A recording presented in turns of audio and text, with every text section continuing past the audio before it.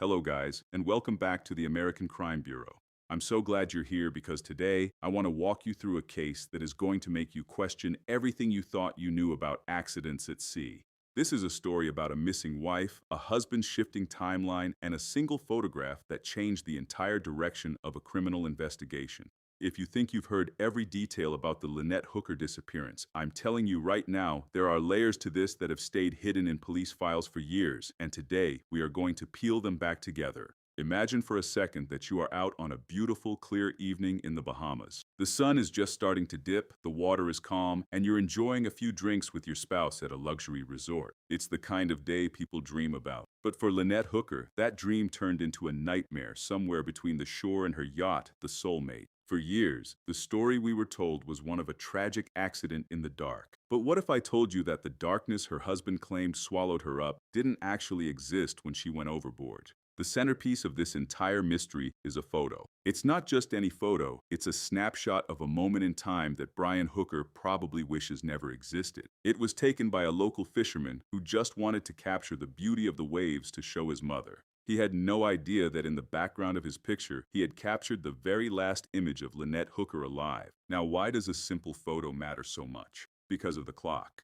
Brian Hooker told anyone who would listen that he and Lynette left the Abaco Inn at around 7:30 p.m. He described a scene where it was getting so dark that by the time Lynette fell out of their small dinghy, he couldn't see her. He said the blackness of the ocean just took her. It sounds like a tragic, plausible accident, right? But that photo, the one taken by the fisherman, is time-stamped at 6:34 p.m. They were still sitting by the pool. Surveillance footage from the inn then shows them walking toward the docks at 6:38 p.m. Think about that for a moment. If they left the dock before 6:45 p.m., they weren't traveling in the pitch black. They were moving in the golden hour of a Caribbean sunset. There was plenty of light. There was visibility for miles. So why would Brian insist it was so dark he couldn't find his own wife in the water? That is the question that started a firestorm of suspicion. But to really understand how deep this goes, we have to go back to the very beginning of the search. It was Easter morning, April 5th. While most people were waking up to celebrate the holiday, a man named Jim Todd was getting a call that no one ever wants to receive. Jim isn't just some bystander. He's a veteran with the Hopetown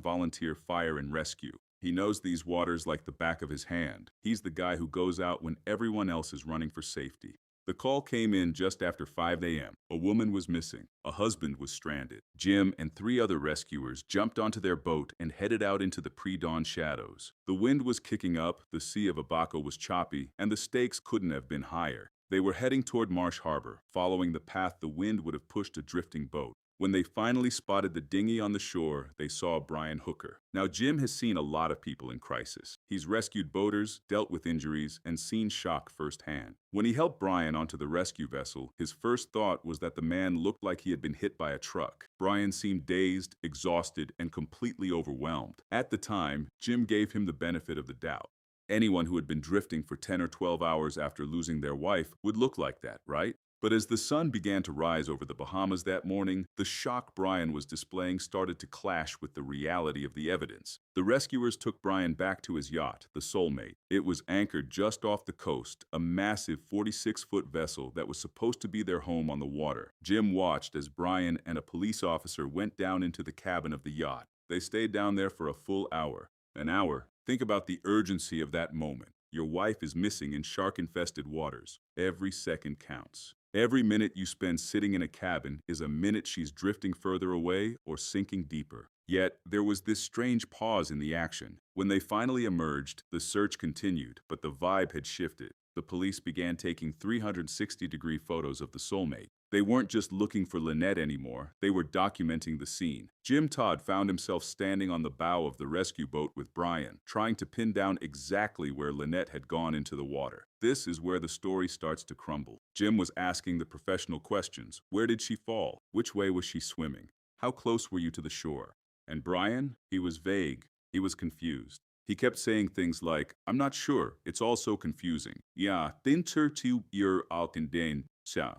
But here is the kicker. He was able to point out the exact piling in the channel where they turned left. He remembered the navigation perfectly. He knew exactly where they were until the moment Lynette supposedly disappeared. Then suddenly his memory became a fog. Jim was looking at the water, pointing to a spot about 150 yards from the land. He asked Brian if that was the spot. Brian wouldn't give a straight answer. Now, 150 yards sounds like a lot if you're a casual swimmer, but in the world of maritime rescue, that is a stone's throw. If you fall into the water 150 yards from shore, you swim for the trees. You swim for the lights. You don't swim for a yacht that is 1,000 yards away in the opposite direction. Yet, as the investigation moved forward, whispers began to circulate that Brian had told others she was swimming for the sailboat. Jim Todd knew right then that something was wrong. Nobody, and I mean nobody, chooses to swim 1,000 yards through choppy, dark water toward a boat when the safety of the shore is right behind them. It defies human instinct. It defies survival logic. As they stood there on the bow of that boat, the gap between Brian's story and the physical reality of the Sea of Abaco began to widen. Jim Todd was starting to realize that he wasn't just looking for a missing person. He was looking at a man who was carefully constructing a narrative. But as we're going to see in the next part of this investigation, Brian made a few critical mistakes. He forgot about the clothes his wife was wearing, and he forgot that experts like Jim Todd know exactly how a boat behaves when someone falls out of it.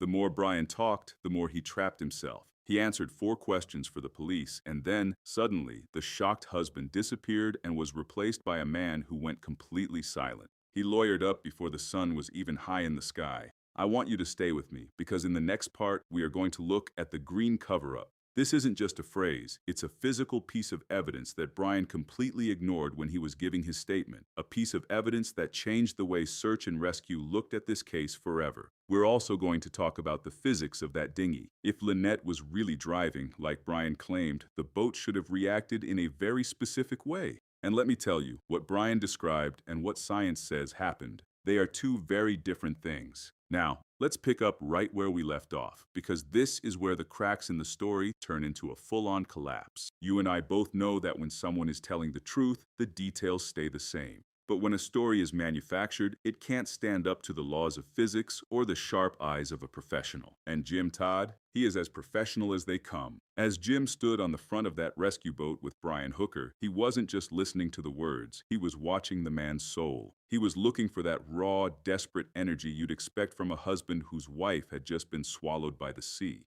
But instead of desperation, Jim found a strange, foggy wall. Brian kept leaning on this idea that everything was too confusing. But for a guy who was supposedly too confused to remember where his wife fell, he was remarkably specific about other things. Jim started pushing for clarity. He pointed at the shoreline, trying to get a bearing. He asked Brian, if she went over here, would she have swam toward that point or back toward the channel?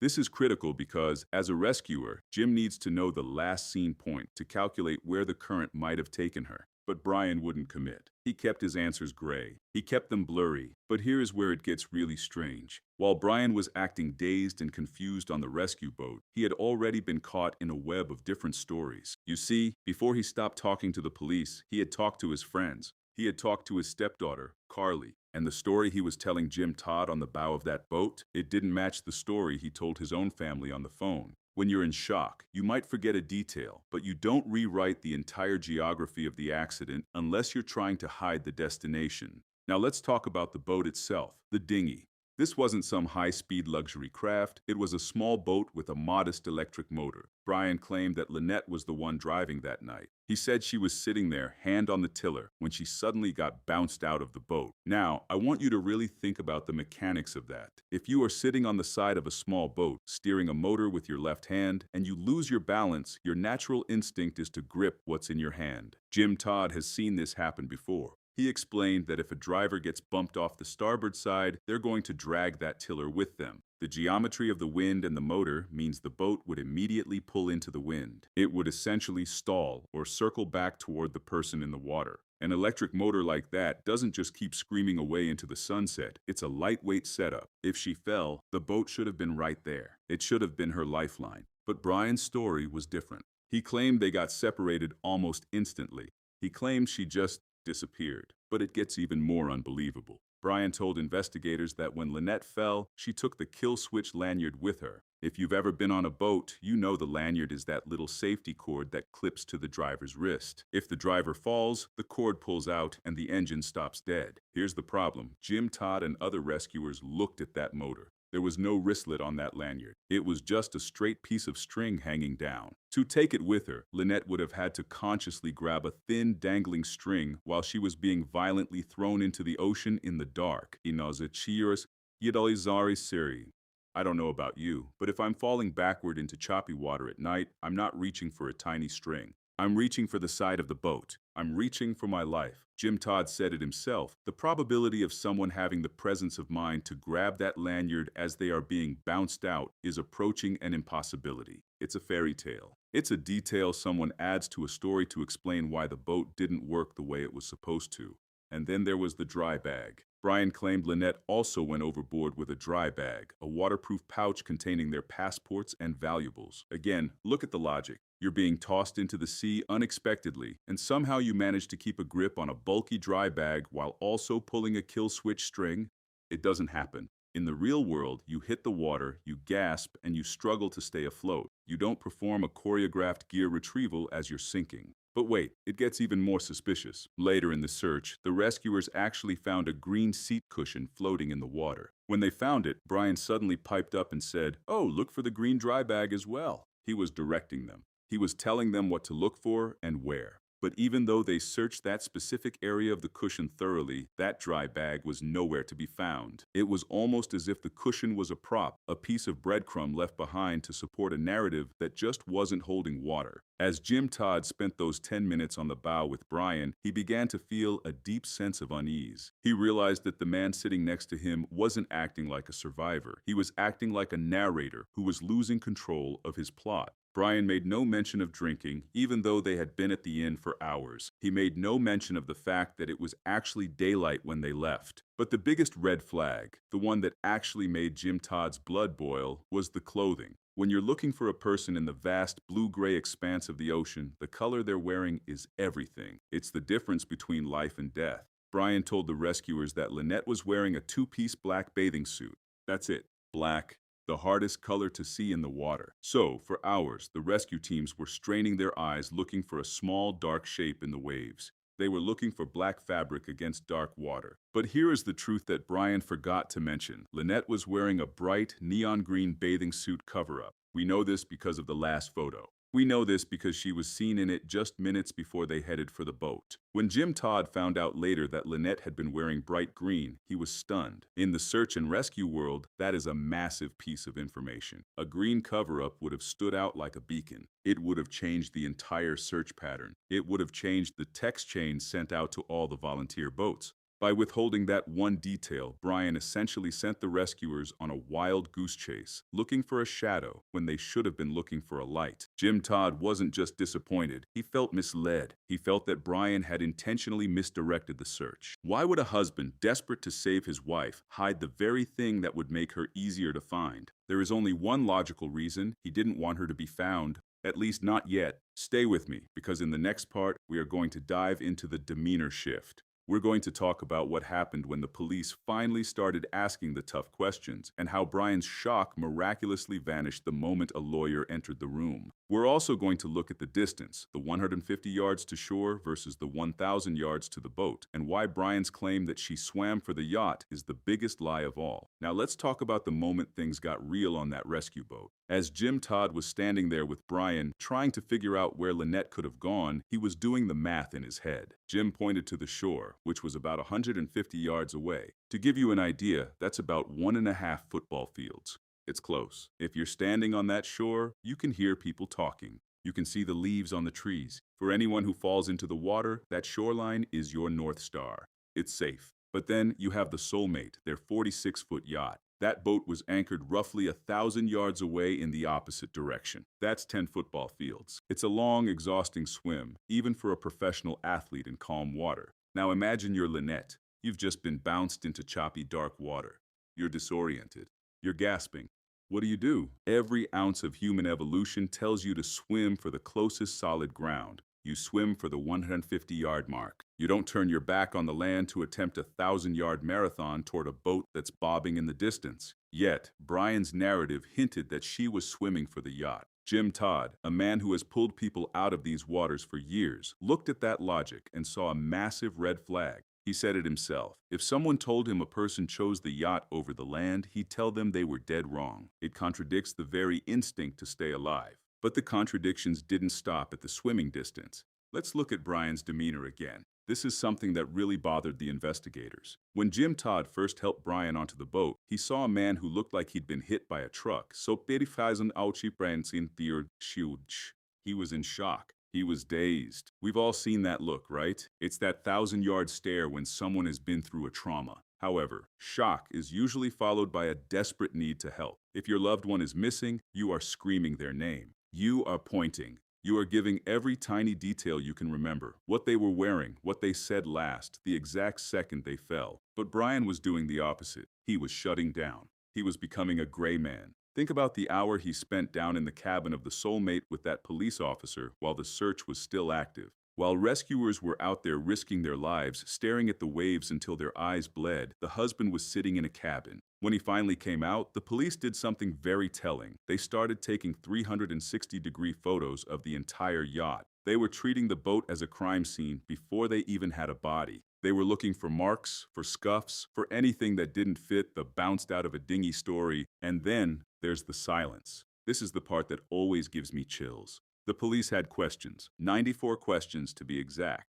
They wanted to know about the timeline. They wanted to know about the drinks. They wanted to know why his story about leaving at 7:30 p.m. didn't match the 6:34 p.m. photo. They wanted to know why he didn't mention the bright green cover-up that would have made his wife visible from a mile away. Do you know how many of those 94 questions Brian answered? 4. Just 4. And then he stopped. The dazed and confused husband suddenly found the mental clarity to lawyer up and shut the door on the investigation. Now look, I always tell you that everyone has the right to remain silent. It's a protection we all have.